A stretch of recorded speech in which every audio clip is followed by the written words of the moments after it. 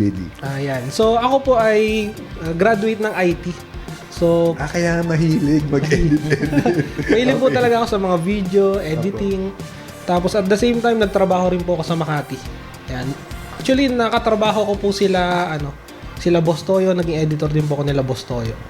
Okay. So, nasa mundo talaga ng Social media. So, So, parang that time po, namulat po ako sa social media. Parang in demand po yung ganitong sistema.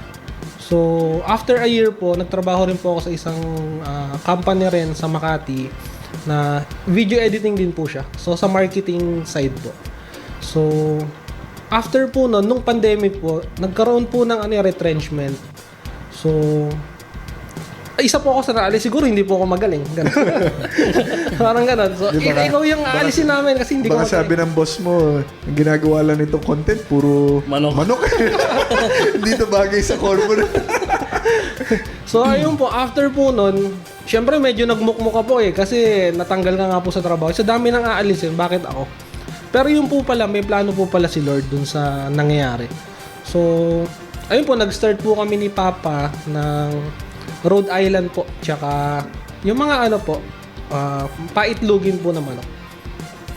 Tapos po nun, after po nun, so maganda naman po yung demand. Sinabihan ko po yung mga kapatid namin na mag-breed tayo na ito, parang in demand to ngayon Kasi ang kailangan po nung pandemic is mga pagkain po di ba? So, itlog. So, after po nun, parang namulat po yung industriya ng mga Rhode Island Red, yung mga Australorp, mga ganun po. Ano itong mga bloodlines ito pang itlog? Ay mga heritage chicken po siya ng ibang bansa. Parang native chicken ng ibang bansa. Okay, parang ornamental, hindi. More solid stories coming only here on Largana Podcast. Don't forget to follow, like, and subscribe.